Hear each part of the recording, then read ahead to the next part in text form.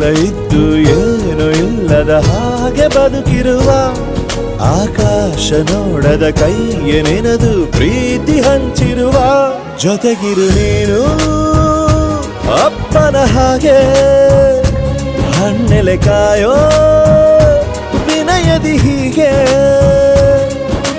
ನಿನ್ನನು ಪಡೆದ ನಾವು ಪುನೀತ ಬಾಳು ನಗು ನಗುತ್ತಾ ಬೊಂಬೆ ಹೇಳುತ್ತೈತೆ ಮತ್ತೆ ಹೇಳುತ್ತೈತೆ ನೀನೇ ರಾಜಕುಮಾರ.